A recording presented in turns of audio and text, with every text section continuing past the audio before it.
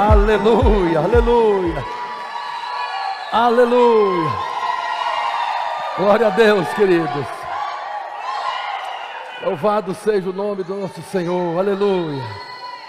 Boa noite, irmãos, a graça e a paz do Senhor Jesus, amém. Eu fico feliz, é só um projetor projetando aqui, mas eu fico muito feliz. Eu me alegro no Senhor, irmão, são conquistas nossas. São conquistas nossas. Para muita pessoa pode ser pouco, mas eu me alegro no pouco, crendo que o Senhor vai nos colocar sobre muito. Amém. Os irmãos gostaram do nosso projetor? Aleluia. Os irmãos gostaram do nosso prédio? Está bonito? Eu estou muito feliz com os irmãos. Nós nos alegramos porque nós estamos aqui e o Senhor tem satisfeito os desejos do nosso coração. E se o Senhor tem satisfeito o desejo do nosso coração, é porque nós temos agradado do Senhor. Não é isso que o salmista fala? Agrada-te do Senhor e Ele satisfará os desejos do seu coração.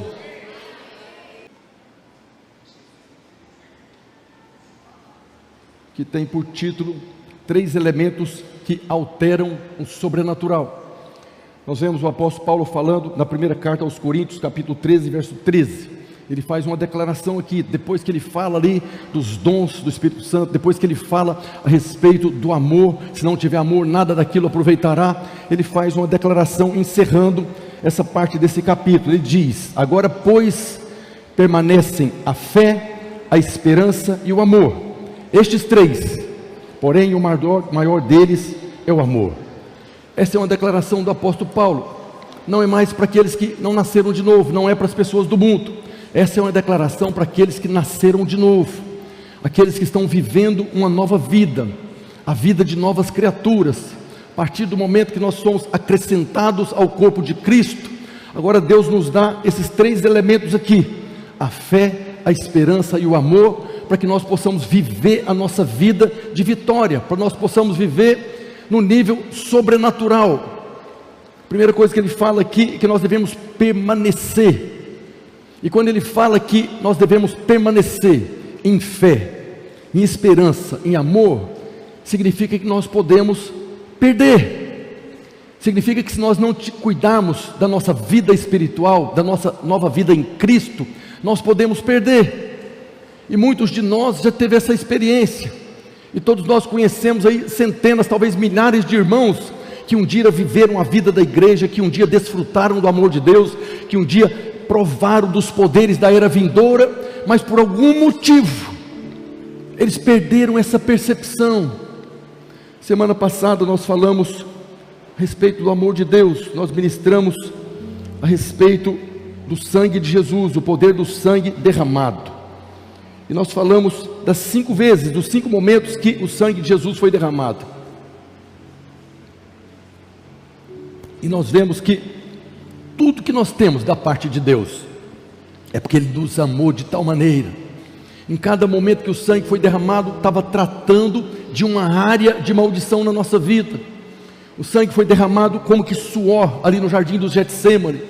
Depois o sangue foi derramado quando ele foi chicoteado, açoitado, e aquele chicote que tinha pontas de metal na ponta rasgava a carne e derramava o sangue. Estava tratando de áreas específicas da nossa vida. Os cravos nas mãos e nos pés que foram traspassados pregando Jesus na cruz, ali foi um outro momento que o sangue foi derramado. Cada um desses momentos estava tratando de uma área específica. Quando a coroa de espinhos foi cravada na cabeça, que o sangue derramou, ali estava tratando da maldição que estava sobre nós, da rebelião. E nós vimos que tudo isso foi por amor.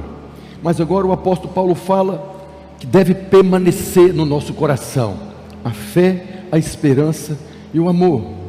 E essa ministração de hoje traz para nós luz, para que nós possamos permanecer na fé, na esperança e no amor. E ele fala que o mais importante deles é esse amor, mas não é o nosso amor, não é o nosso amor para com os irmãos, não é o nosso amor para com Deus, mas deve permanecer no nosso coração a revelação do quanto Ele nos amou.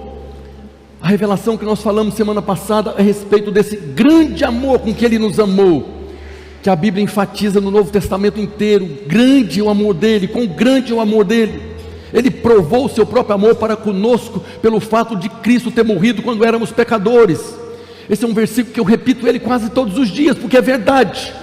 A base da nossa fé, a base da nossa salvação, a base do sangue derramado, o motivo pelo qual o sangue foi derramado, não foi pelos nossos pecados propriamente, foi porque Ele nos amou. Que nós estávamos debaixo de condenação, poderíamos continuar debaixo de condenação, mas Ele não nos deixou debaixo de condenação, porque nos amou. Por isso, o mais importante desses elementos que Paulo destaca aqui, é o amor dEle, o quanto você foi amado, o quanto Ele te amou. Se você tem a revelação do quanto foi amado, nada pode te abalar nesse mundo, porque nada abalou Jesus.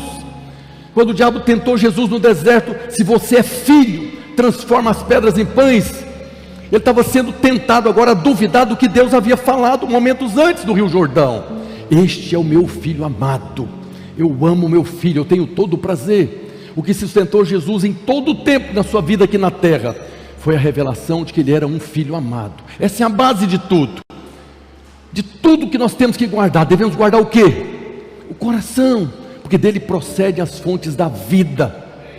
Então o nosso coração é a coisa mais importante que nós temos, mas não é porque nós recebemos o amor, temos a revelação do amor, que Paulo está falando que nós podemos perder isso. E eu tenho certeza que você conhece dezenas, centenas de irmãos que estão lá fora. Paulo fala na carta aos Romanos que nada pode nos separar do amor de Deus, nada, nem principados, potestades, coisas do presente, do porvir, nem altura, profundidade, nada pode nos separar do amor de Deus. Isso é verdade, nada pode nos separar. Mas eu estava falando hoje de manhã, essa relação, essa lista que Paulo fala de coisas que não pode nos separar do amor de Deus, são situações e tentações que nós passaremos e poderíamos perder a percepção do quanto somos amados. Quem nos separará do amor de Deus? Nem altura, profundidade, nada, poderes, altura, nada. Mas essas coisas todas se levantam contra nós todos os dias. Todos os dias tribulação, angústia, perseguição, fraqueza se levanta contra nós para nos roubar da posição da revelação de que somos amados dele. Então Paulo está fazendo uma afirmação poderosa: essas coisas não podem separar você do amor dele. Ele continua amando você apesar dessas coisas, mas eu posso perder a percepção. O que é isso, pastor? Nunca vou perder. É só você lembrar dos irmãos que já congregaram com você na igreja e que estão lá fora, vivendo como se fosse do império das trevas, sendo do reino da maravilhosa luz. Milhares, milhões desse mundo são filhos amados de Deus, nada tira o amor do Pai por eles, mas estão vivendo uma vida miserável lá fora, como o filho pródigo, muitas vezes num chiqueiro, comendo comida de porco que a internet oferece para eles, que a televisão oferece para eles, que o mundo oferece para eles. A comida de porco é servida pelo mundo, pelo diabo. São filhos amados de Deus, que nada tem o poder de tirar o amor do Pai por eles, mas eles estão vivendo separado, como um dia o filho pródigo fez. E aqueles que um dia estiveram lá e voltaram, você sabe do que eu estou falando. Por isso Paulo fala: agora pois permanece, deve permanecer, não permita que saia do seu coração a revelação da fé, da esperança e do amor, o amor dele. Eu queria falar a respeito disso hoje. Nós somos o povo que não somos dessa terra, nós não somos cidadãos desse reino, desse império, nós somos cidadãos dos céus. Nós devemos andar em fé, porque andar em fé é andar no sobrenatural. E nós vemos o escritor de Hebreus fazendo uma declaração poderosa lá em Hebreus 11:3. Hebreus 11:3 está escrito: pela fé entendemos que o universo foi formado pela palavra de Deus, de maneira que o visível veio a existir das coisas que não aparecem. O escritor de Hebreus está falando que tudo que nós vemos, todas as coisas que nós vemos, foram criadas a partir de coisas que nós não vemos. Na versão atualizada NTLH, ele traduz esse texto assim: aquilo que pode ser visto pelos nossos olhos naturais foi feito daquilo que não se vê. Então todas as coisas que nós vemos, todas as coisas que estão no natural que nós vemos, Elas não foram criadas no natural. O universo não foi criado no natural. O universo não nasceu de uma explosão.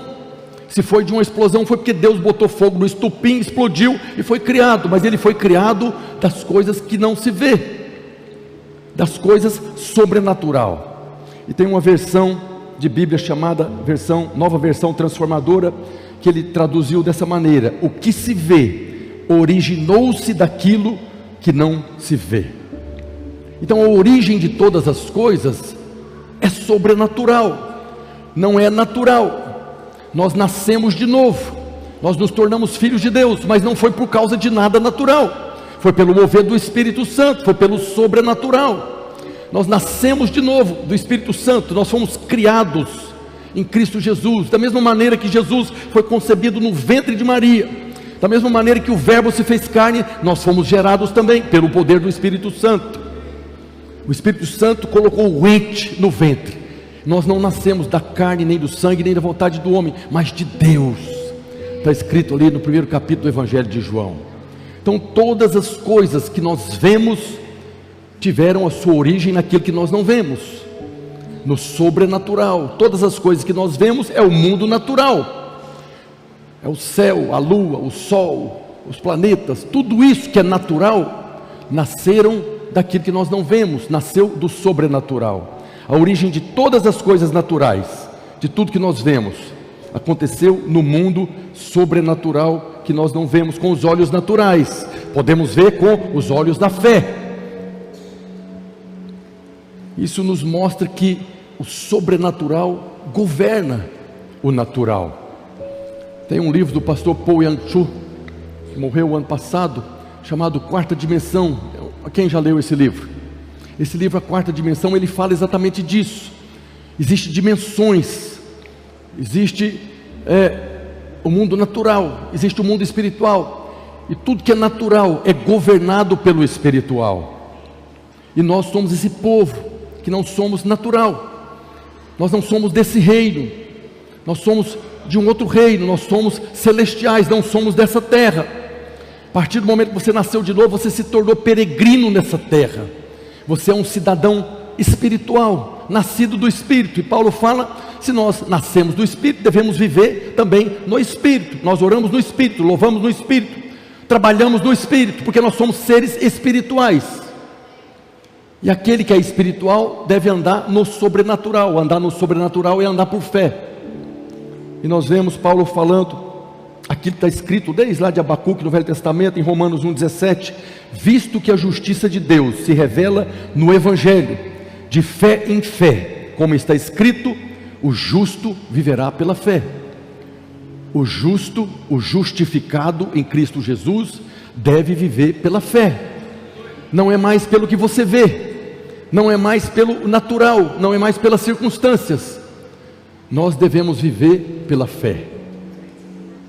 E Jesus disse, lá no Evangelho de Mateus, capítulo 21 e 22, em outros textos ele diz também: e tudo quanto pedirdes em oração, crendo, recebereis. E tudo quanto você pedir em fé, você vai receber. Essa fé não está ligado ao natural. Deus não vai me abençoar com prosperidade porque eu estou quebrado. Deus vai me abençoar porque eu creio, porque eu tenho fé na promessa dele.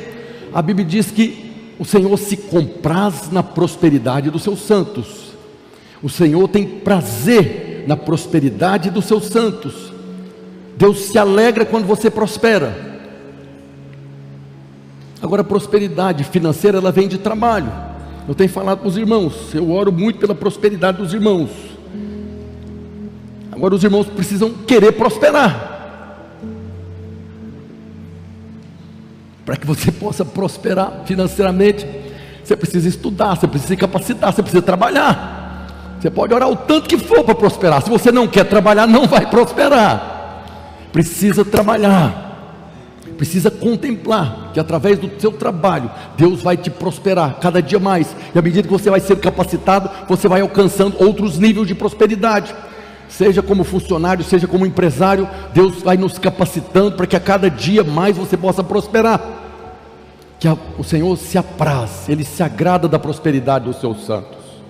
Então quando Jesus fala que tudo quanto pedimos, se nós estivermos em fé, nós recebemos. Se nós queremos alguma coisa aqui no mundo natural, um milagre por exemplo, nós precisamos trabalhar no sobrenatural. As coisas do natural não foram geradas do natural, foram geradas do sobrenatural. As coisas naturais nasceram das coisas do Espírito. Então tudo quanto nós desejamos aqui, seja lá o que você está buscando de Deus, seja lá pelo seu casamento, pelo seu filho, pela sua empresa, pelo seu trabalho, pela sua vida financeira, não vai ser gerado no natural. Nós precisamos trabalhar no sobrenatural, para que as coisas que nós queremos ver se manifestem, mas elas todas têm origem no sobrenatural, onde você não vê. Nós precisamos alterar a origem.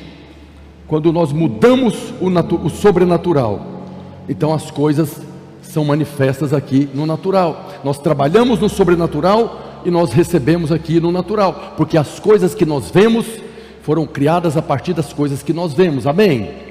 Glória a Deus. Isso mostra para nós que o sobrenatural é a origem de todas as coisas.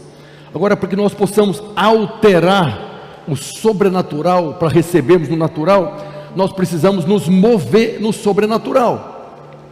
E é disso que eu quero falar aqui.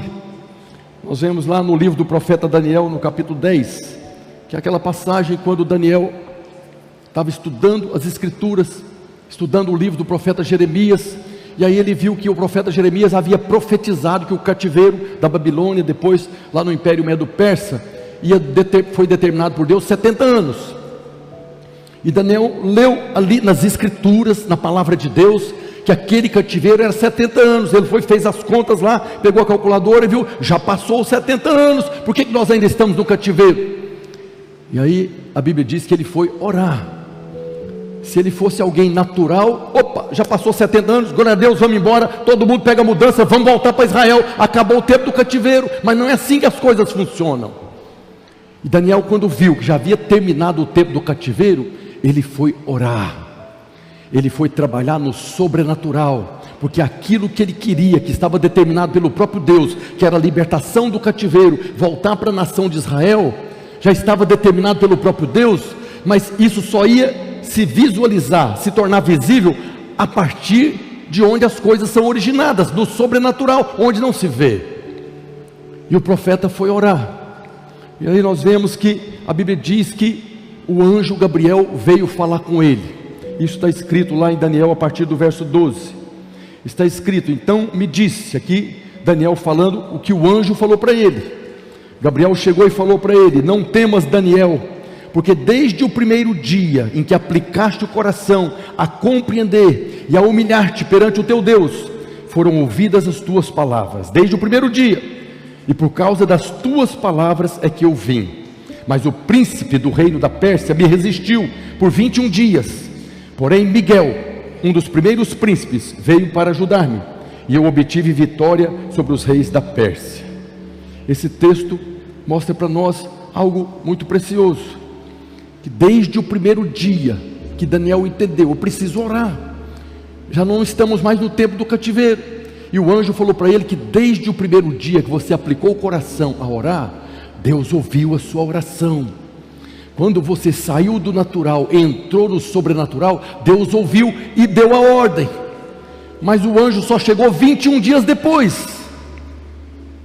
Deus liberou a bênção no primeiro dia, mas o anjo só chegou 21 dias depois, porque houve uma batalha nas regiões celestiais.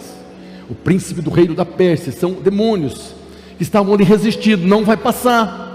Falei para os irmãos, né? Esse sobrenatural governa o natural. Então nessa dimensão houve ali a resistência. Nós governamos essa parte aqui, não vai passar. Foi necessário que lá nessa nova dimensão enviasse agora socorro para que o anjo passasse. Houve uma batalha nas regiões celestes, porque houve essa resistência. O diabo estava lá impedindo. Então nesse texto de Daniel, nós vemos que há pelo menos 3 dimensões nesse universo natural e sobrenatural. A Bíblia fala de 3 céus. Existe esse céu que nós habitamos, que era onde Daniel estava, a nossa atmosfera. Você olha para cima, seria um céu. Esse é o primeiro céu. Depois a Bíblia fala das regiões celestiais. que é onde Satanás e os demônios habitam. Esse é o segundo céu, é as regiões celestiais. E tem um terceiro céu, que é onde está o trono de Deus. E quando Daniel começou a orar, ele estava nessa dimensão natural, no primeiro céu. A oração passou e foi ao terceiro céu, que é onde está o trono de Deus. E ali Deus liberou. Quando o anjo veio no segundo céu, houve a resistência. Então nós vemos que esses céus estão um dentro do outro. As regiões celestiais governam aqui na terra. O Deus deste século, que governa o mundo que jaz no maligno, não habita aqui na terra, ele habita nas regiões celestes, no segundo céu. Então do segundo céu é que se governa o primeiro céu, aqui a terra. E quando o anjo veio para trazer aqui, nesse segundo céu, aqui nós governamos. Não vai chegar no império das trevas, não vai chegar. Mas o terceiro céu, onde está o trono de Deus, governa todos os outros. E Deus mandou socorro, vai lá, abre caminho. E aí veio Miguel, o arcanjo, com a espada de fogo, o carro de fogo. Deve ter sido uma batalha extraordinária. Abriu o caminho e o anjo chegou até Daniel. Mas isso levou 21 dias. Então eu estou falando aqui que existe um mundo natural que nós vemos, mas existe duas outras dimensões que governam essa terra. Uma é a dimensão que faz com que esse mundo jaz do maligno. Satanás e seus demônios habitam nas regiões celestes, mas acima dessas regiões celestes há o terceiro céu, que é onde está o trono de Deus. E a nossa glória é que nós fomos colocados acima de todo o principado, potestade, poder e domínio, de todo o poder que se possa conhecer. Nós fomos colocados em Cristo. Jesus foi colocado, está assentado acima de tudo isso. Jesus foi, depois da obra da cruz, depois da justiça aceita, ele foi estabelecido, está assentado acima de todo o principado, e nós fomos colocados nele. Então a nossa posição não é natural, a nossa posição em Deus é sobrenatural, e é de lá que nós governamos, é de lá que nós podemos reinar em vida. Não é aqui no natural, não é com argumentos, não é com estudos humanos, que Paulo fala que ele nunca ministrou nada em sabedoria ou eloquência humana, mas tudo em espírito e poder. O ministério de Paulo foi a partir do sobrenatural, que é onde nós estamos em Cristo. Por isso, tudo que nós desejamos, tudo que nós pedimos a Deus, nós devemos buscar a partir dessa posição que nós fomos colocados, que é a partir do trono de Deus. Quando nós oramos numa guerra espiritual, quando nós estamos comandando contra o império das trevas, que Paulo fala que o Deus desse século cegou o entendimento dos incrédulos, para que não lhes resplandeça a luz da glória do Evangelho de Cristo. Então eles estão cegos, que o diabo está cegando o entendimento deles. Então nós precisamos ordenar que o diabo solte o entendimento deles. Normalmente nós oramos comandando para baixo. Por que nós oramos comandando para baixo? Porque nós estamos acima. Nós não temos que orar aqui, Senhor, tem misericórdia, Senhor, manda o anjo. Não, nós estamos lá nessa posição. A nossa oração é a partir do trono de Deus. Por isso nós oramos com ousadia, ordenando, porque Satanás e seus demônios estão abaixo de nós. Eles estão nas regiões celestiais, eles têm o poder de governar o mundo natural, o primeiro céu, mas nós estamos acima deles. Por isso nós precisamos compreender o mundo sobrenatural, porque é a partir dele que nós reinamos, é a partir dele que nós governamos. Os irmãos sabem que nós fomos criados para sujeitar e dominar sobre Satanás e seus demônios. Os peixes do mar, as aves do céu, os animais que rastejam pela terra. Nós fomos criados e fomos agora direcionados pelo próprio Deus a sujeitar a Deus e governar contra esses principados. Por isso o Senhor nos colocou acima.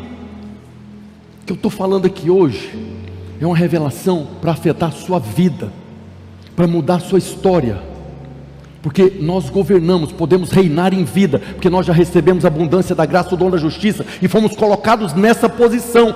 O Deus Todo-Poderoso nos deu essa posição, e nos deu autoridade, para governarmos não apenas o mundo natural, mas as regiões celestiais também. E aí nós vemos alguns exemplos na Bíblia, tem muitos exemplos, eu quero falar pelo menos 2, daquilo que o sobrenatural se manifesta no natural, daquilo que os olhos não vê, que é criado, gerado a partir daquilo que nós não vemos. nós temos a história de Agar e Ismael. Agar era serva de Sara. Nós sabemos que Deus havia feito uma promessa para Abraão, que dele faria uma multidão de descendentes. Então Abraão ouviu essa promessa, recebeu, creu, é o pai da fé. Só que teve um tempo, estava demorando demais. Abraão teve um tempo que chegou e falou para Deus: Senhor, o Senhor prometeu, mas eu já estou velho, minha mulher está velha, o único que eu tenho aqui que vai receber minha herança é meu servo. E Deus chamou ele para fora: sai da sua tenda, olha para cima, conta as estrelas do céu se você consegue. Deus estava dando para ele uma visão do sobrenatural. No natural você está vendo só o seu servo, mas as coisas que você vê são criadas, são originadas a partir daquilo que você não vê. Então nós precisamos criar imagens na nossa mente, encher nosso coração dessas imagens, porque a partir daí você vai agora trabalhar no sobrenatural. E Deus estava mostrando para Abraão: assim será a sua descendência. E Deus reafirmou para Abraão, anos depois que Deus fez a promessa, mas continuou demorando no entendimento de Abraão, porque Abraão estava olhando no natural. Abraão estava esperando o cumprimento da promessa do filho que ele queria ver e não estava vendo, mas que é criado a partir do sobrenatural. E aí houve um momento que Sara teve um revelamento da parte de Deus. Deus fez a promessa a Abraão: então é o seguinte, é um filho que quer te dar, eu sou velho, eu sou estéril, pega a minha serva Agar, coabita com ela, e ela vai conceber o filho da promessa de Deus. E Abraão já estava lá dos 80 anos para lá, e ele deu uma olhada para Sara, ou para Agar, e deve ter se encantado com ela. Glória a Deus, foi um revelamento que você teve, eu recebo em nome de Jesus. Coabitou com Agar, nasceu ali o Ismael. Só que a mesma Sara que teve o revelamento e deu a serva para ele, assim que o menino nasceu, e aí Deus cumpriu a promessa, Sara concebeu, agora a mesma que deu ela para Abraão, começou a implicar com o menino e com Agar. E chegou um momento que Sara falou: não quero mais esse povo aqui no nosso meio, manda embora. E Abraão todo constrangido: mas Sara, foi você que falou para me deitar com ela, agora você vem falando o contrário, que negócio é esse? Uma hora você pensa de um jeito, agora você pensa depois. Essas coisas foi só com Sara, né? Isso não acontece com as mulheres, né? As mulheres têm um pensamento firme, né? Uma vez eu ouvi falar o presidente do Egito. O Egito era um país governado só por homens. Aí tinha um grupo lá que queriam estabelecer que as mulheres poderiam ser políticas também. E o presidente falou um negócio interessante. Foi ele que falou, não tem nada a ver com isso, nem acredito nisso. Ele falou assim: mas como é que nós podemos colocar a mulher na política? De manhã ela pensa de um jeito, de tarde ela pensa de outra maneira, como é que vai virar isso aqui?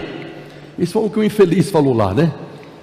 Mas foi isso que aconteceu com Sara. Primeiro ela teve a ideia, deu para Abraão: agora eu não quero mais, bota fora. E Abraão foi orar e Deus falou para ele: escuta a sua mulher, ela é sua ajudadora idônea. Apesar dela ter feito essa bobagem aí, ela está certa. Pega a mulher, o menino e manda embora. E Abraão, certamente ali, constrangido, mandou embora. Pegou um odre de água, deu para Agar, pegou o menino e vai embora para o deserto. E eles saíram para o deserto.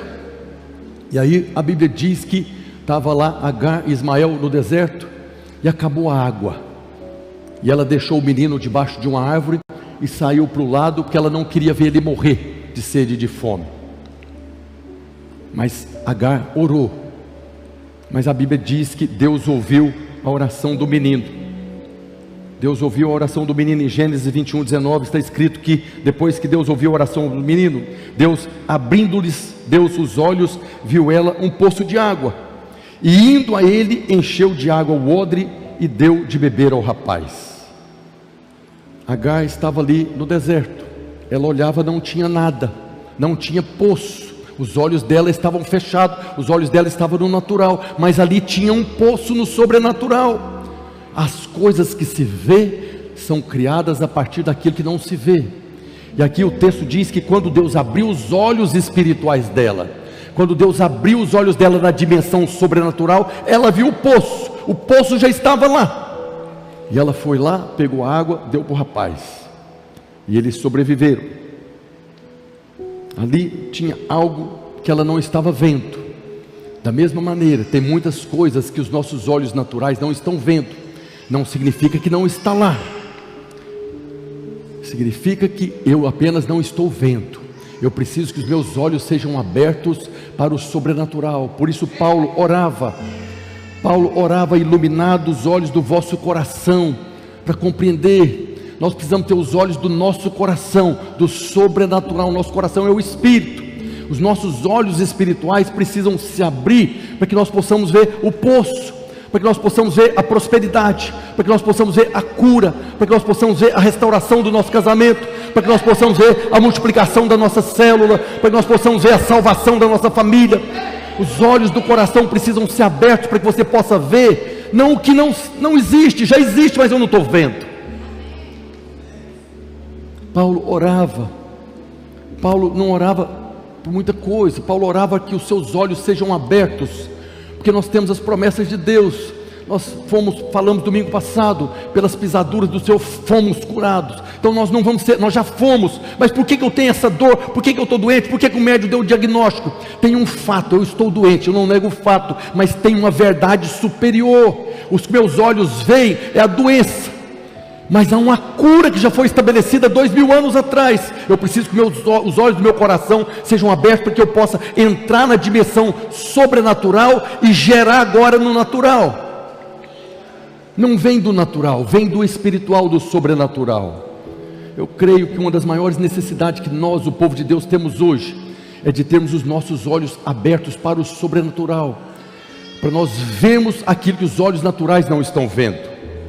Tudo aquilo que nós queremos no natural vai ser gerado, tem a origem no sobrenatural. É de lá que nós vamos trazer a manifestação aqui na terra. E nós vemos Jesus falando, Mateus 6:22, são os olhos a lâmpada do corpo. Se os teus olhos forem bons, todo o seu corpo será iluminado. Se os olhos do seu coração for bom, ver coisas boas, ver as promessas de Deus se cumprindo, é isso que vai acontecer. Mas o contrário também é verdadeiro. Se os seus olhos forem maus, não tem jeito, esse povo não converte, eu já falei, cansei de falar, essa empresa não tem jeito, esse patrão não tem jeito, esse pastor não tem jeito, esse negócio de igreja não tem jeito. Se a imagem que você cria no seu coração é que a igreja é uma maldição nessa terra, é isso que vai ser na sua vida. Nós precisamos que os nossos olhos sejam bons, que você possa contemplar as promessas de Deus e não as circunstâncias. As circunstâncias nos tentam a criar uma imagem negativa de derrota. Talvez as circunstâncias no seu casamento levam você a pensar, não tem jeito, não tem, meu marido não tem jeito, minha mulher não tem jeito. Talvez as circunstâncias que o seu filho está vivendo, você olha no natural, aquilo que você vê, não tem jeito, e no natural não tem jeito mesmo. Mas você não é um cidadão desse mundo, você não é do mundo natural, você não é deste século, você é um cidadão celestial. Você não tem que olhar com os olhos naturais mais, os nossos olhos espirituais já foram abertos, mas eu preciso conhecer a verdade da palavra de Deus, para que eu possa viver nessa dimensão sobrenatural, acima das circunstâncias naturais. Eu preciso que os olhos do meu coração enxerguem aquilo que é promessa de Deus. As imagens que nós geramos no sobrenatural, elas vão se materializar aqui no natural. Elas são criadas lá. A origem de todas as coisas é lá onde governa, é do trono de Deus, é na posição que Deus nos colocou. Deus não nos colocou numa posição de guerra, Deus nos colocou em Cristo, e Cristo está assentado, não precisa de esforço. Talvez o esforço que eu preciso fazer é para manter os meus olhos abertos, é para permanecer em fé, esperança e amor. O esforço que eu tenho que fazer é para permanecer nessa verdade, mas não é para você ir para lá, porque é lá que você está. Você habita no lugar onde todas as coisas tiveram sua origem. O universo foi criado a partir daquilo que não se vê, e nós habitamos hoje em Cristo nessa posição, onde o universo, todas as bilhões de galáxias, com bilhões de estrelas foram criadas. Nós não temos noção do que isso que eu estou falando, o poder que isso tem sobre a nossa vida, para influenciar o mundo ao nosso redor. O diabo fica convencendo os crentes do pecado disso, do pecado daquilo, muda isso, muda aquilo. e tira você a revelação da posição que você está. E você fica guerreando no natural, mas no natural não vai mudar.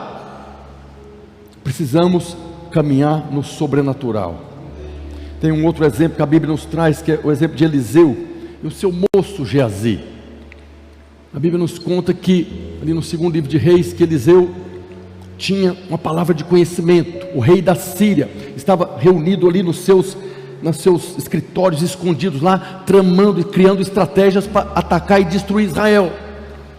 Mas Eliseu recebia essa informação do Espírito Santo, e todas as vezes que o rei da Síria vinha com o seu exército, com todas aquelas estratégias, o rei de Israel já estava ali na posição para se defender.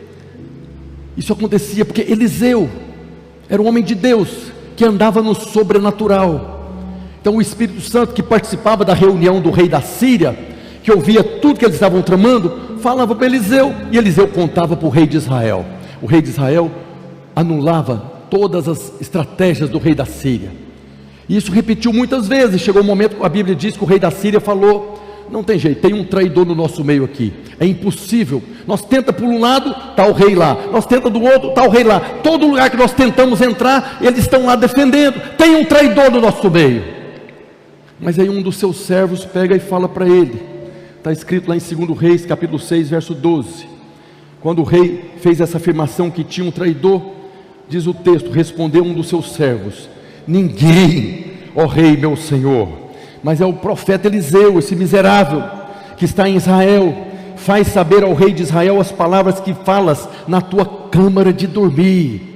Lá no quarto escondido do rei da Síria, ele pensava uma maneira de destruir Israel, mas Eliseu sabia disso.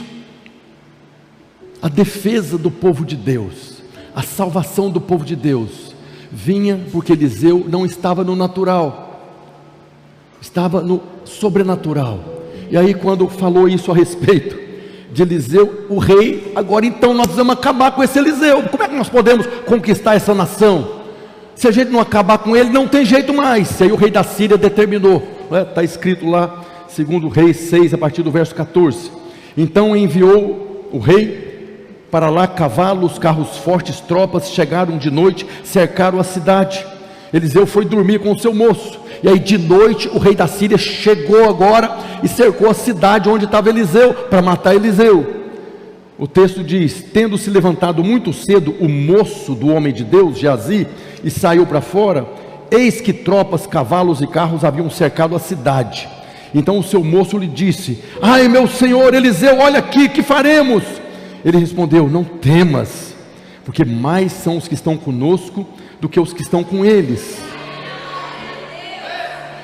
Geazi levantou aquela manhã, tranquilo, né? O rei de Israel não vai, o rei da Síria não vai atacar, porque o meu senhor aqui cuida dessas coisas. Mas de repente, quando ele abriu a porta para dar o bom dia, estava o exército da Síria inteiro ali, com lanças e espadas.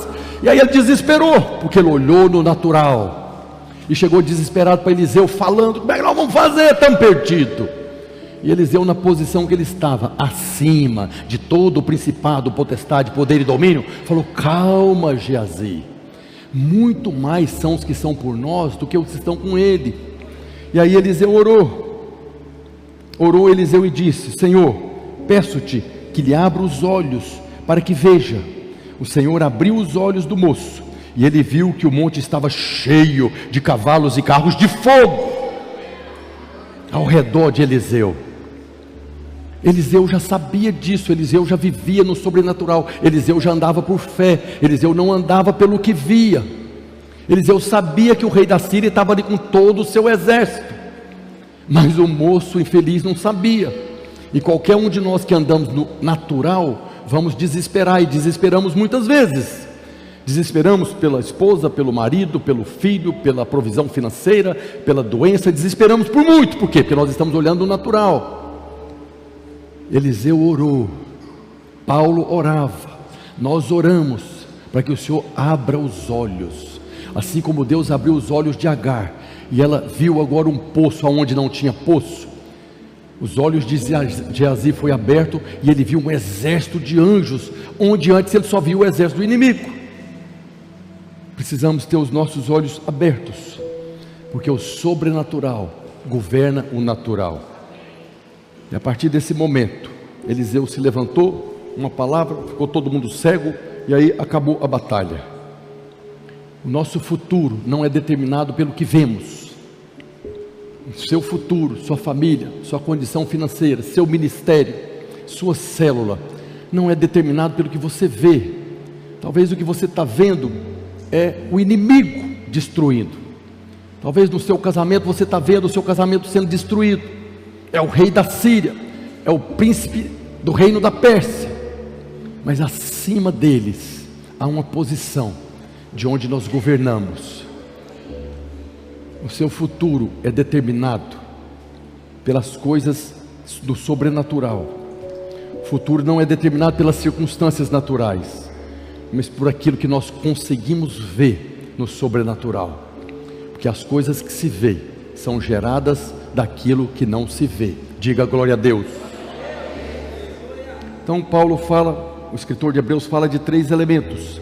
Esses 3 elementos, a fé, a esperança e o amor, são armas espirituais, para que nós possamos, através deles, mudar na dimensão sobrenatural aquilo que nós queremos ver no natural.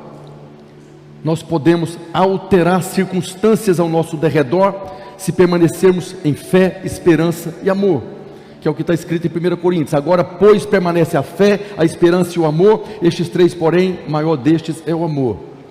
O mundo à nossa volta, ele pode ser transformado, se nós permanecermos em fé, esperança e amor. Por isso que o diabo ataca o tempo todo a nossa fé. O apóstolo Paulo, no final do ministério dele, ele fala que ele combateu o bom combate, completou a carreira e guardou a fé. O combate que o apóstolo Paulo combateu durante toda a sua vida, não foi contra os judeus que estava perseguindo, não foi contra o diabo que estava se levantando contra ele. O combate que Paulo combateu foi para guardar a fé. Eu combati o bom combate, completei a carreira, não perdi a fé, não perdi a esperança, não perdi o amor. Por isso fala com tanta propriedade aqui para a igreja de Corinto, que era uma igreja problemática, cheia de problema. O natural, a igreja de Corinto tinha que ser fechada, acaba com essa igreja, não tem futuro. Mas o apóstolo Paulo permaneceu em fé, esperança e amor, completou a carreira. Mas quantos nós conhecemos que parou no meio do caminho? E se nós não permanecermos em fé, esperança e amor, podemos parar no meio do caminho também. Isso é um alerta para nós. São muitos irmãos que estão fora da igreja, não estão vivendo em fé, não estão vivendo na esperança das promessas de Deus, não estão desfrutando da segurança do amor de Deus, porque eles saíram dessa posição, não permaneceram. Esses 3 elementos são armas espirituais que estão disponíveis para nós, para que daqui onde nós estamos, possamos mudar o mundo ao nosso redor. Nós somos esses seres que estamos lá nessa posição sobrenatural. Essa é a nossa posição, mas nós estamos vivendo aqui na terra, e o ambiente que precisa ser mudado é um ambiente terreno, e nós somos seres embaixadores de Cristo. Não somos dessa terra, somos cidadãos do céu, mas estamos aqui como embaixadores, para influenciar, para mudar, para transformar esse planeta. Deus nos deu a fé, a esperança e o amor para governarmos. Esses 3 elementos, eles não estão desassociados, um depende do outro. A fé, a esperança e o amor estão interligados. Hebreus 11 diz que a fé é a certeza das coisas que se espera. Tem esperança. A fé é a certeza daquilo que eu creio que Deus vai fazer. A fé tem alguns irmãos que falam que a fé para hoje, a esperança é para o futuro. Mas o que a Bíblia está falando é que a fé depende do que você espera. Se você não espera nada em fé, você não vai ter nada. A esperança é aquilo que você está buscando, é aquilo que você deseja. Eu preciso de uma cura, então eu tenho a esperança que vai se manifestar na minha vida aquilo que Deus já realizou 2000 anos atrás, porque pelas pisaduras dele, pelo sangue derramado, eu fui sarado. Então eu estou esperando, eu tenho a esperança da cura, e essa esperança sustenta a minha fé. A minha fé sustenta a esperança, um está interligado com o outro. A fé só se manifesta onde alguém está esperando alguma coisa. E aqui nós temos um problema, porque tem muito irmão que não está esperando nada. Tem muito irmão que não está orando por nada. Todo começo de ano a gente faz uma reunião e pede para os irmãos, escreve aqui os seus alvos para esse ano. Todos nós deveríamos ter alvos constantes diante de Deus. Se hoje você está precisando de uma cura, você vai orar, você vai buscar. Aconteceu a cura, acha outro alvo agora eu quero prosperar. Aí você prosperou, eu quero prosperar mais. Tem que ter um alvo. Nós somos o povo que temos a promessa que muito pode, pela sua eficácia, a oração do justo. E você já foi feito justo. A sua oração tem um poder tremendo. Mas quantos irmãos que estão aqui que não estão orando por nada? Não, pastor, está tudo bem, está tudo maravilhoso, não estou precisando de nada. Não está precisando de nada. O mundo está num buraco sem tamanho, as coisas estão acabando. Países de primeiro mundo estão entrando agora no desespero, vai faltar comida. Você não tem nada para orar? Não tem ninguém da sua família precisando de um milagre? Não tem ninguém da sua família precisando nascer de novo? Não tem ninguém que você conhece que o Deus deste século está cegando o entendimento dele? Nós precisamos, irmãos, ter alvos diante de Deus. Se você não tem um alvo, se você não precisa de um milagre, não precisa de fé. Isso é aquilo que as regiões celestiais estão gerando no coração dos irmãos. As regiões celestiais estão falando que não precisa de corpo de Cristo, não. Essa conversa de que não precisa de igreja, isso está vindo das regiões celestiais. É onde está ali todo o principado, potestade, poder e domínio. Mas eu vou resistir isso a partir da posição que eu estou, que é acima. Eu estou no terceiro céu. Eu não estou aqui no natural. Eu muito menos nas regiões celestiais. Eu estou acima. Então é daqui que eu vou governar. O corpo de Cristo foi estabelecido pelo próprio Jesus. Foi Jesus que veio aqui, derramou o seu sangue, todos aqueles momentos, estabeleceu a igreja. Este é o meu corpo. Nós vamos celebrar a ceia hoje. E quando Jesus está ali estabelecendo o padrão da ceia, da nova e eterna aliança, ele fala: este é o meu corpo. É o corpo que seria entregue, é o corpo através do qual seria estabelecido a igreja, que é o corpo de Cristo. Todos nós somos membros desse corpo. Mas as regiões celestiais, onde está todo o principado, potestade, poder e domínio, está convencendo muitos irmãos, não precisa de igreja.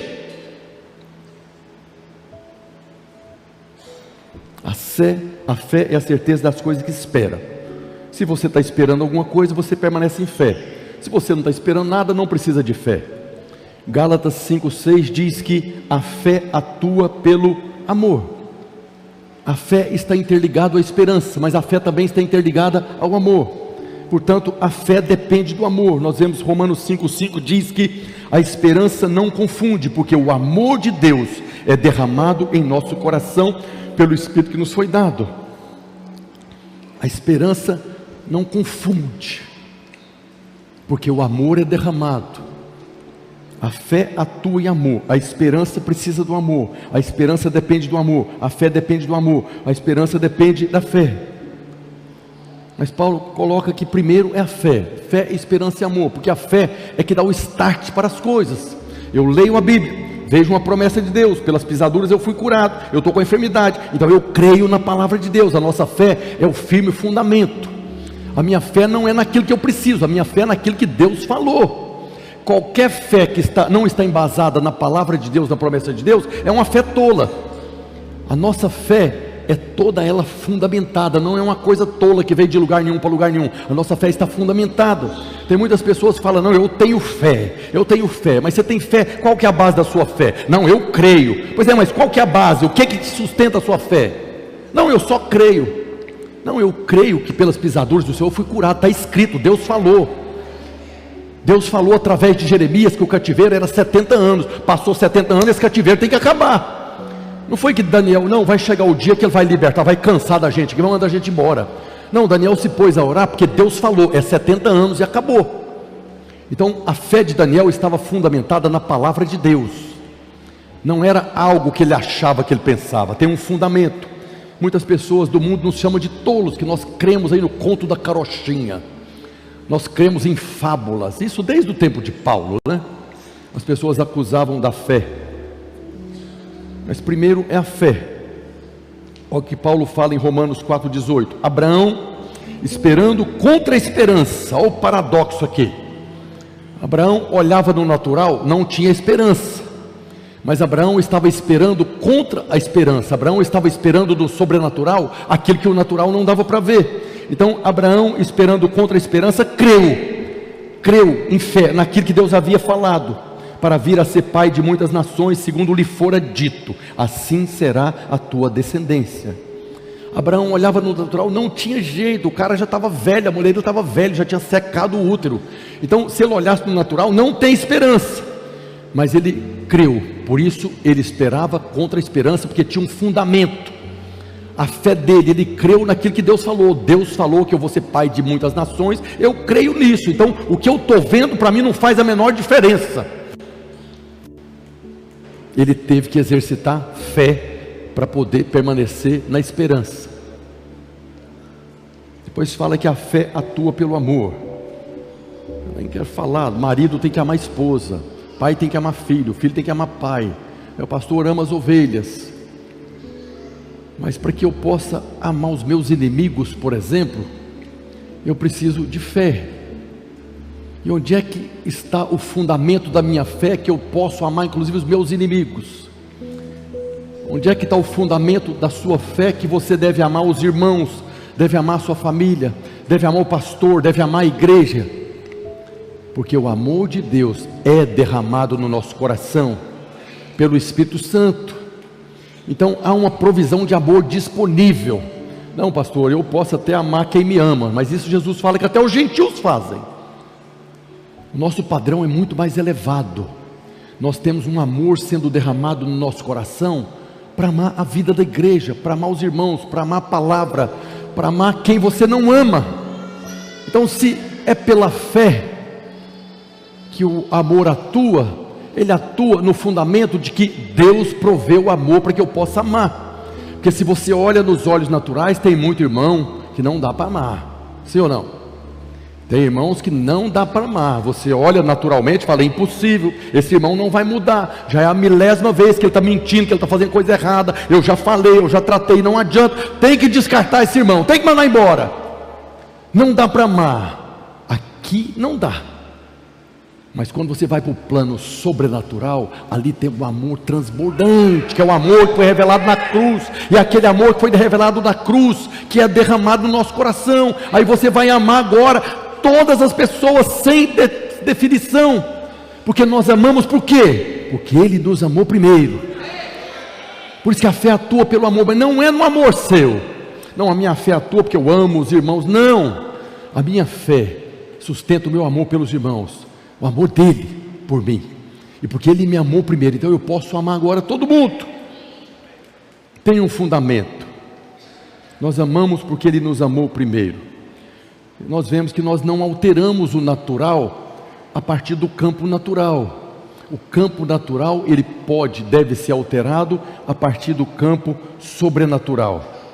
Nós alteramos o natural a partir do espiritual, do sobrenatural. O sobrenatural governa o natural. A nossa oração não pode ser do ponto de vista da terra. Quando você ora do ponto de vista da terra, você fica orando: será que vai dar? Será que não vai dar? Não, eu até oro, pastor, mas eu acho difícil. Tem oração que, se você olhar, até por você mesmo, você está precisando de mudar alguma coisa aí na sua vida. Você está desanimado com algumas coisas, e você não quer, mas você está desanimado. E aí, se você fica olhando para você: não, eu vou até orar, mas eu acho difícil, eu me conheço. Já viu irmãos falando isso? Não, eu me conheço. Tem jeito não. Mas se você vai para o sobrenatural, não depende de você, porque agora você está acima. A nossa oração tem que ser de lá, do campo sobrenatural. A nossa oração precisa ser do ponto de vista celestial, onde tudo foi consumado lá na cruz. E é pelo conhecimento da nossa posição em Cristo que nós exercemos domínio na nossa casa, na nossa família, na nossa empresa, no ambiente que nós trabalhamos, sobre esse mundo maligno. E a partir do conhecimento dessas dimensões é que nós podemos exercer domínio. Então, exemplo do profeta Elias, quando ele decretou aquela seca de 3 anos e meio naquela região toda, ele chegou e falou: o Deus cuja presença estou vai assinar a minha palavra. A seca veio, Elias falou: conforme a minha palavra. Elias liberou uma palavra com a convicção de que vai secar 3 anos e meio, mas a convicção dele: no Deus cuja presença eu estou. Ele sabia a posição que ele tinha. Não foi que ele amaldiçoou a terra, não. Ele falou: o Deus cuja presença estou vai fazer conforme a minha palavra. Não é a palavra dele, mas é a presença de Deus onde ele estava, acima de todas as coisas, acima das circunstâncias. Elias interferiu na atmosfera. Elias, por causa do Deus que a presença que ele estava, interferiu no primeiro céu, que de onde vem as chuvas, porque ele tinha a revelação da posição que ele estava acima, diante do trono de Deus. Ele interferiu agora na atmosfera. Jesus, você vê ali no mar da Galileia, repreendeu o vento e a tempestade. Por quê? Porque ele tinha a revelação da posição que ele estava. São circunstâncias que estão diante de nós, que não vão ser mudadas quando eu estou aqui, a partir dessa dimensão, mas a partir dessa posição acima. Agora nós podemos mudar as circunstâncias ao nosso redor. Diga glória a Deus. Elias estava na presença de Deus, e nós vemos Jesus quando ele ensinou na oração do Pai Nosso, que ele fala que nós devemos pedir ao nosso Pai, que venha o teu reino e seja feita a sua vontade. Aqui nesse mundo, nem tudo que acontece é vontade de Deus, mas ele nos ensinou a orar, que venha o teu reino, e a partir do seu reino, esse reino celestial, esse reino que está acima, que está lá no terceiro céu, seja feita aqui a sua vontade. É para nós orarmos a partir dessa posição, do reino do qual nós fazemos parte, do reino do qual nós estamos na presença do nosso rei. A nossa oração é a partir do reino que nós habitamos, não é desse mundo de trevas. Ele estava dizendo que nós devemos governar a partir do reino de Deus. E aí, fé, esperança e amor. O que é esperança? A definição de esperança no grego é expectativa do futuro. É coisa óbvia, né? Eu estou esperando que algo aconteça, então eu tenho uma expectativa do futuro. Agora, onde habita em nós essa expectativa? Onde está em você, no seu ser, aquilo que você está esperando? Está na nossa mente, no nosso coração. De que maneira? Através de visões e sonhos. Você está vivendo um casamento desgraçado, mas você tem essa visão de que o seu casamento vai se tornar um casamento abençoado. Você precisa dessa imagem, a sua esperança está na materialização do seu casamento abençoado. Então tem um sonho, tem uma visão. Você quer uma prosperidade, uma casa, um carro, você precisa de guardar essa expectativa do futuro na sua mente e no seu coração. É aqui, nessas expectativas, que nós, de maneira prática, essas expectativas são as nossas metas, os nossos alvos, os nossos alvos de oração, aquilo que nós desejamos, os nossos objetivos. De maneira prática, essa expectativa de futuro, ela está materializada primeiro aqui dentro. Eu sei o que eu quero, eu sei onde eu quero chegar, e eu vou orar por isso a partir dessa posição. Estou falando que quando você ora em nome de Jesus, Jesus está assentado, mas eu preciso da revelação, que eu oro em nome de Jesus, que essa igreja vai crescer. O diabo fala, não vai. Ah, então tá bom, o diabo falou que não vai. Não, aonde eu estou orando é acima, é acima. O diabo pode falar o que ele quiser. Aí se o diabo se levantar nas regiões celestiais, Deus vai mandar Miguel, um dos primeiros príncipes, vai abrir o caminho, o milagre vai acontecer. Eu não posso parar no meio do caminho. Imagina, Daniel começou a orar o primeiro dia, segundo dia, terceiro dia, quarto dia, não cansei, isso não vem mais não. Parou de orar. Aí agora está lá o arcanjo, desde o primeiro dia, Gabriel está vindo, mas parou de orar. Aí não precisa mais? Então volta, não precisa mandar Miguel mais não, parou. Por isso que a oração, ela deve ser perseverante, porque a sua oração sustenta essa batalha nas regiões celestiais. Daniel estava orando um dia, 2 dias, 21 dias, ele não sabia, mas houve um momento que chegou a bênção. Eu não duvido que tem muitos irmãos que oram por um tempo e não recebem a bênção, porque tá bom, não tem jeito mais não. Eu estou orando, pedindo um casamento, estou orando pela varoa, estou orando pelo varão, e estou guerreando, e estou quebrando, e estou queimando, tal, mas não chegou, então não tem jeito. O diabo falou, não vai casar. Ah, então tá bom, o diabo falou, parou nas regiões celestiais. Deus está preparando um exército de anjos lá para abrir o caminho para trazer a varoa, mas o irmão desanimou, não vem mais. Vai demorar, varão, Mas se perseverar em oração, vai vir. Agora, quanto tempo você está disposto a orar pela varoa? Uma semana, 21 dias, 6 meses, até chegar. Não chegou, eu vou continuar. Por quê? Porque tem uma promessa de Deus. Não é bom que o homem esteja só. O Senhor falou, não é bom que o homem esteja. Não, eu não nasci para viver sozinho. Deus falou que vai ter alguém para mim. Então eu vou orar até chegar. Mas tem muito irmão que para. 20 anos, 25, 30, 35, 40 anos e nada. Mas ele está esperando o diabo trazer a varoa para ele. Não vai trazer.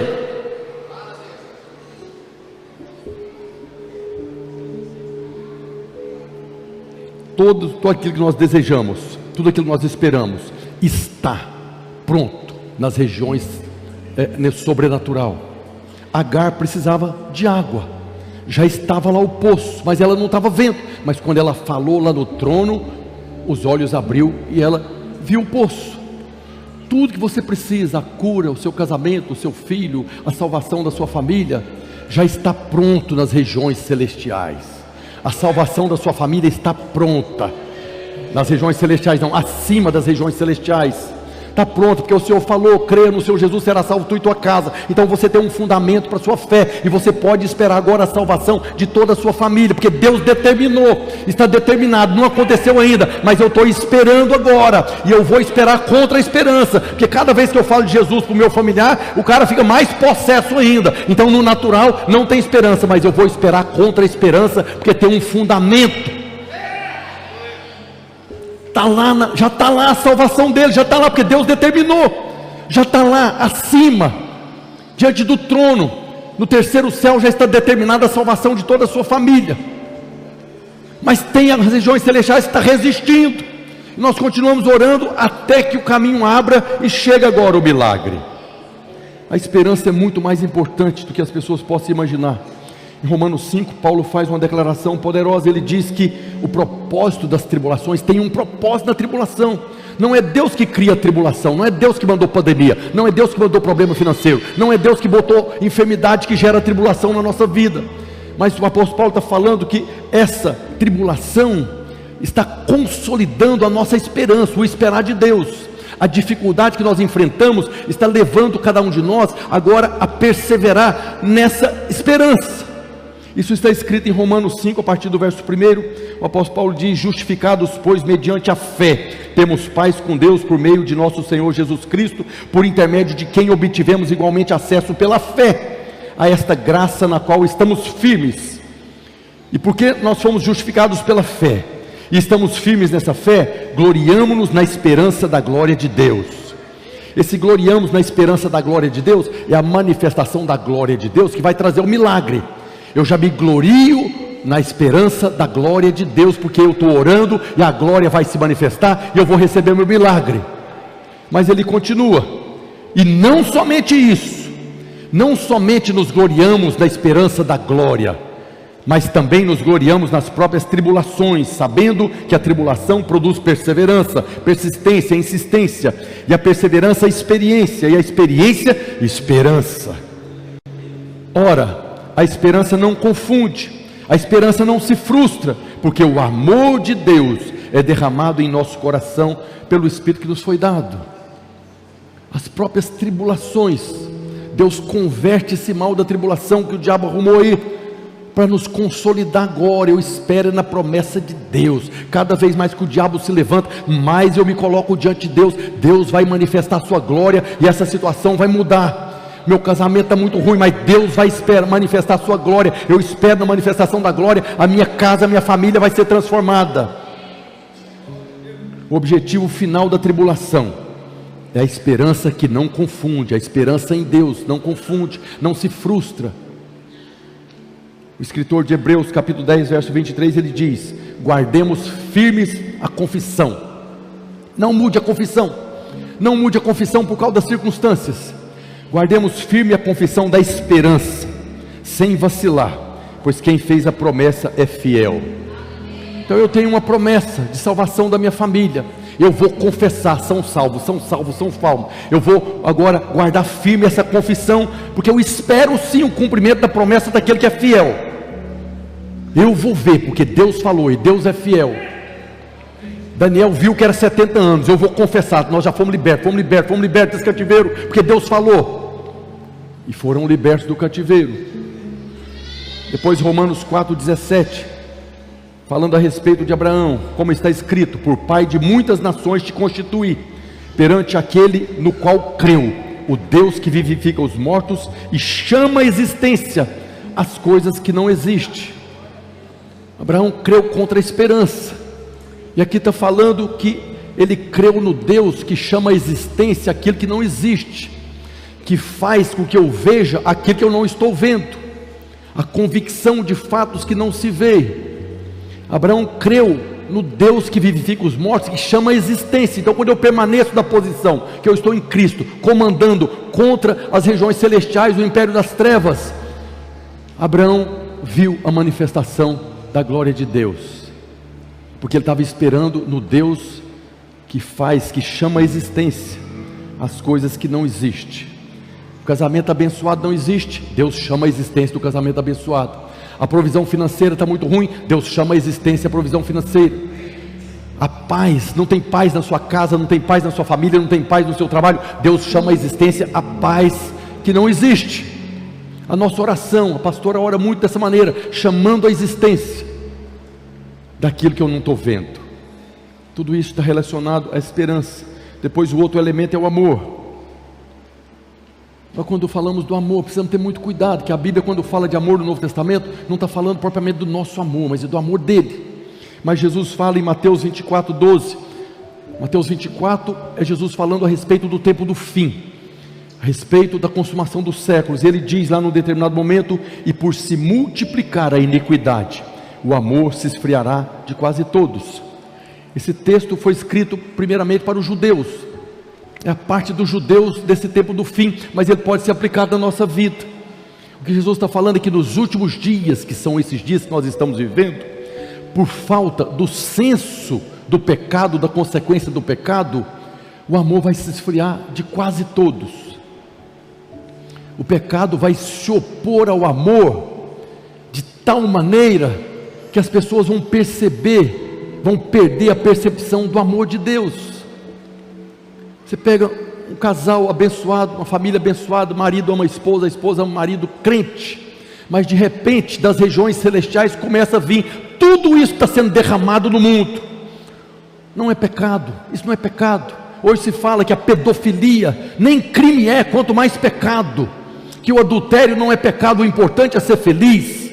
É o que o mundo está servindo aí, e isso está contaminando as pessoas. Jesus está falando que não tem jeito, no fim dos tempos vai ser assim, as pessoas vão ser contaminadas, as pessoas não vão permanecer em fé, esperança e amor, e por isso que o amor vai se esfriar de quase todos, porque as pessoas vão achar tudo natural, pedofilia, estupro, assassinato. O crime hoje está sendo tratado tudo como uma perturbação, a pessoa tem problema. Não, o pedófilo não é criminoso, não, ele é uma pessoa que tem problemas emocionais. Não, o estuprador que estava estuprando as mulheres grávidas na hora de dar o parto anestesiada, não, esse é uma pessoa perturbada, nós não podemos condenar ele. Quem pode condenar uma pessoa? É claro que ele tem problemas na mente. Estão tirando, é pecado, irmãos, o que é pecado é pecado. E quando as pessoas perdem a percepção do pecado, da consequência do pecado, uma esposa que o marido traiu, adulterou, vai esfriar o coração. O pecado entrou na sua família e destruiu a família. E as pessoas vão falar: o que é isso? O mais importante é ser feliz. Seu marido te traiu, trai ele também, mas qual que é o problema? Se ele está feliz, deixa ele para lá, vai viver a sua vida. E a aliança, imagina se Jesus fizesse isso com a nova e eterna aliança, nós estamos fritos. O que é pecado, mas Jesus está falando que por se multiplicar a iniquidade no mundo, o amor vai se esfriar de quase todos. O pecado vai se opor ao verdadeiro amor, que é o amor de Deus. Não precisa da percepção do amor de Deus. Eu não preciso lutar contra o pecado. Eu não creio em maldição de pecado, eu não creio em consequência do pecado, eu vou viver minha vida. E essa falta de amor vai produzir, já está produzindo, indiferença, desinteresse, frieza, depressão, suicídios. As pessoas suicidam por causa da depressão, Mas por que ela está em depressão? Porque o amor esfriou. Ninguém me ama, já viu isso? Ninguém me ama, ninguém se importa comigo. Eu estou perdido desse mundo, sou só um peso morto em cima dessa terra. O que eu estou fazendo aqui? Eu vou acabar com a minha vida. Por se multiplicar a iniquidade. E aí nós vemos que Efésios 3,17, Paulo diz: e assim habite Cristo no vosso coração pela fé, estando vós arraigados e alicerçados, fundamentados em amor. A fé caminha junto com o amor. Se o amor esfria, a fé acaba. 1 Tessalonicenses 5,8: nós, porém, que somos do dia, não somos das trevas, sejamos sóbrios, prudentes, revestindo-nos da couraça da fé e do amor, e tomando como capacete a esperança da salvação. Esses três elementos, fé, esperança e amor, fazem parte da armadura de Deus, que vai nos preservar, que vai nos guardar no dia mau. Aqui fala que a fé e o amor estão na couraça. Depois nós vemos 2 Tessalonicenses 1,3: pois a vossa fé cresce sobremaneira, e o vosso mútuo amor de uns para com os outros também vai aumentando. Por causa da fé que cresce, o amor também aumenta. Mas se o amor esfria, a fé desaparece. Os dois estão associados. 1 Timóteo 1,14, Paulo diz: transbordou, porém, a graça de nosso Senhor com a fé e o amor que há em Cristo Jesus. A graça transborda com a fé e o amor. Se eu permaneço em fé, esperança e amor, eu vou crescer na revelação da graça. E aquilo que muitas vezes eu acho que eu não mereço, que eu não tenho condições, à medida que eu creio, que eu cresço em fé, esperança e amor, eu vou apropriando muito mais daquilo que Deus me concedeu pela graça. Pastor Aloysio fala o tempo todo: não pense que você conheça a graça de Deus, não pense que você conhece a graça de Deus. Vai chegar um momento que Deus vai colocar algo diante de você, que você vai ser constrangido e você vai recuar. Não, aí é demais. Perdoado os pecados, tudo bem, é liberto, tudo bem, mas isso aí é demais, eu não mereço. Não merece mesmo, é por causa da graça. Mas quando você perde a revelação de que a graça de Deus excede o entendimento, aí você deixa de desfrutar de coisas grandes em Deus. A graça vai transbordar com a fé e com o amor. Depois Paulo fala a respeito dos dons espirituais, 1 Coríntios 14:1: segui o amor e procurai com zelo os dons espirituais. Não podemos entrar no sobrenatural sem amor. 1 Coríntios 13, que Paulo fala do amor, do ágape de Deus ali, ele fala: se não tiver amor, nada disso aproveitará. Ainda que você fale a língua dos anjos, dos homens, ainda que você flua em todos os dons do Espírito Santo, se não tiver amor, nada disso aproveita. Por isso, deve permanecer fé, esperança e amor, mas o mais importante é o amor.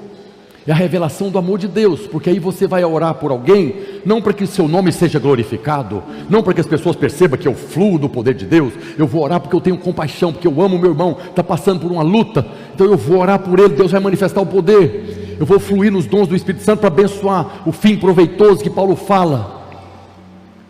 Tudo na minha vida deve se fluir pelo amor, porque se não for por amor, nada aproveita. E pelo contrário, a falta de amor vai gerar soberba e arrogância. Eu tenho dor de cura, traz o doente que eu vou orar, ele vai ser curado. Soberba vai subir. Homens caíram por causa disso, homens de Deus, que foi usado tremendamente. Chegou um momento que Deus usou tão poderosamente, que tem a história de um homem de Deus, a história dele é maravilhosa, mas eram milagres tão extraordinários. Contam que uma vez teve um acidente do carro, que o braço do camarada arrancou, o cidadão morreu e o braço dele separou do corpo. Esse irmão chegou, pegou o braço, colocou no ombro, orou, o braço voltou a funcionar e o cara ressuscitou. E as pessoas falavam para ele: você é o próprio Jesus, você é Jesus, que era um milagre tão extraordinário. Chegou um momento que da biografia dele ele fala, chegou um momento que ele acreditou que ele era o próprio Jesus, caiu.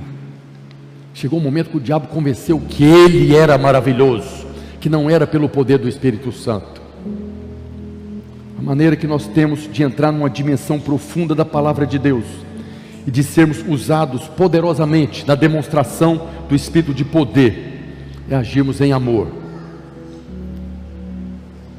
A maneira de nós sermos cada vez mais usados através dos dons do Espírito Santo, é eu me colocar diante de Deus, diante das circunstâncias das pessoas, do mundo à minha volta, em amor, em compaixão. A fé, a Bíblia diz que o justo viverá pela fé. A Bíblia diz que o justo deve viver pela fé, deve viver pelo sobrenatural, não deve andar por vista. Isso é para nós, nós somos o povo da fé. Tudo na nossa vida deve ser pela fé, pelo sobrenatural, porque é a partir dessa fé que nós vamos reinar e governar. Mas a Bíblia fala que a fé que agrada a Deus é a fé que Ele recompensa aqueles que o buscam. Está escrito lá em Hebreus 11:6, de fato sem fé é impossível agradar a Deus. Sem fé é impossível relacionar com Deus, não se pode relacionar com Deus sem fé. Mas ainda fala que é impossível agradar a Deus, porquanto é necessário que aquele que se aproxima de Deus creia que Ele existe e que se torna galardoador, que dá recompensa para aqueles que o buscam. Então a Bíblia fala que a fé é a certeza do impossível. Não, eu estou procurando um negócio aí, mas eu vou ajeitar aqui que vai dar certo. Não precisa de fé, não vai acontecer. A fé, ela te leva para o nível sobrenatural. A fé também é a convicção daquilo que eu ainda não estou vendo. E a nossa fé é fundamentada, como eu falei, na palavra de Deus. Por isso a fé vem pela pregação, e a pregação da palavra de Deus, da palavra de Cristo. Por isso Hebreus fala que nós não devemos deixar de congregar, porque é onde eu ouço a pregação que eu cresço em fé. Porque se a fé precisa crescer e a fé vem pela pregação, então eu não posso deixar de congregar. Não, pastor, mas eu leio a Bíblia aqui, e eu lendo a Bíblia também eu creio em fé. Sim, mas a Bíblia não fala de ler a Bíblia. A Bíblia fala de você congregar, e congregar é viver em comunidade, é ser plural, é 2 ou 3, não é sozinho no quarto.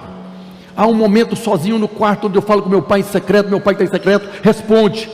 Mas o que a Bíblia fala é que é uns aos outros, amando uns aos outros, suportando uns aos outros, abençoando uns aos outros, sendo perturbados uns pelos outros, sendo incomodados uns pelos outros, porque à medida que você é confrontado, perturbado, aquele irmão chato, você tem que crescer em fé para amar esse irmão. É lixando é que Deus vai polindo a pedra bruta. Mas tem irmão que não quer ter problema com o irmão, então eu vou viver sozinho. E aí você é uma pedra que foi pegada lá fora, bruta, trazida para a edificação de Deus, mas você não quer ficar aqui. Aqui nós somos burilados, aqui nós somos transformados. Antes eu não perdoava ninguém, mas agora eu já estou perdoando. Antes eu perdoava um de vez em quando, agora eu já estou perdoando 2 ou 3. Eu estou sendo trabalhado por Deus. Não há lugar para você ser tratado a não ser no meio dos irmãos, na dificuldade dos irmãos. A fé é fundamentada pela palavra de Deus.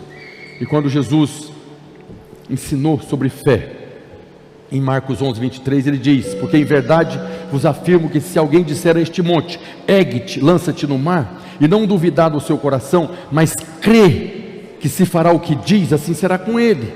Não é a questão do monte, é crer no que se diz. A ênfase desse versículo é crer no que se diz. E aí você entende que as nossas palavras têm poder. Aquilo que você fala tem poder. Você é salvo porque você fala confessando Jesus como Senhor. A nossa fé se manifesta por aquilo que nós falamos, por aquilo que nós confessamos. Se você confessa só coisas negativas, é coisas negativas que você vai ter. Por isso nós precisamos de imagens de vitória, imagens de sucesso. Não é hipocrisia, é conforme a promessa de Deus. Não é o que você quer, é o que Deus diz que você tem, que você pode, que você é conforme aquilo que Deus falou. Você cria imagens. Deus falou para Abraão: a sua descendência será como as estrelas. Abraão pegou aquela imagem, e aquilo passou a ser agora a fonte de oração dele, e passou a ser a confissão dele: eu vou ser pai de multidões. Não tinha ninguém, zero, nem um menino, a mulher velha, ele velho. Eu vou ser pai de multidões, é a confissão dele. Crê que se fará o que se diz. E Paulo diz em 2 Coríntios 4,13: tendo porém o mesmo espírito da fé. Esse espírito da fé quem tem somos nós. Você não tem que buscar o espírito da fé, você não tem que clamar pelo espírito da fé. O espírito da fé é o Espírito Santo que já habita em você. E ele diz: tendo porém o mesmo espírito da fé, como está escrito, eu criei, por isso falei, também nós cremos, por isso também falamos. Eu preciso ter cuidado com o que eu falo a respeito da minha esposa, do meu casamento, da igreja, dos irmãos. Eu preciso ter cuidado com o que eu falo a respeito do pastor, a respeito da igreja, porque aquilo que você fala é o que você vai colher. As palavras que nós falamos governam a nossa vida e o mundo à nossa volta. As imagens que nós colocamos no coração têm o poder de alterar o mundo à nossa volta, alterar para melhor ou para pior. Aquilo que você gera no seu coração pode ser gerado lá no trono, conforme as promessas de Deus, ou pode ser gerado conforme aquilo que vem das regiões celestiais, onde Satanás e os demônios habitam. Nós recebemos influência desses dois universos, dessas duas dimensões. Pedro, quando falou, tu és o Cristo, Filho de Deus vivo, Jesus falou, não foi carne e sangue, mas o meu Pai que está no céu. Lá do terceiro céu veio uma revelação, mas minutos depois Jesus falou, vou ser preso, morto tal. Pedro, o que é isso, Senhor? Isso não vai acontecer. E Jesus falou, arreda Satanás. Pedro acabou de receber uma influência de Satanás e seus demônios. Nós precisamos permanecer na posição e rejeitar tudo que não procede de Deus. Nós precisamos crer e confessar na palavra de Deus. Agora, pois, permanece a fé, a esperança e o amor. É através desses três elementos que o Espírito Santo nos usa para alterar o mundo à nossa volta, para trazer existência às coisas que não existem. Esses três elementos são armas espirituais, sobrenaturais, para vivermos uma vida de vitória. A conclusão dessa mensagem é que nós devemos permanecer, nós devemos resistir, devemos lutar para permanecer em fé, esperança e amor. Amém? Queria convidar você a ficar de pé e os irmãos do louvor subirem aqui. Não podemos abrir mão da fé, da esperança e do amor. A nossa vida no sobrenatural, onde nós fomos colocados em Cristo, depende da fé, da esperança e do amor, porque através desses elementos nós vamos passar a ver o que os nossos olhos não veem, e através desses três elementos nós vamos chamar a existência as coisas que não existem. Eu queria que você orasse nessa hora, enquanto os irmãos vão ministrar uma música aqui, que aqui Paulo diz que nós devemos permanecer fé, esperança e amor, mas o amor é mais importante. Então, de tudo que se tem que guardar, guarda o coração. Então o coração é mais importante, o amor é o mais importante. Ore ao Senhor agora. O que você está precisando na sua vida?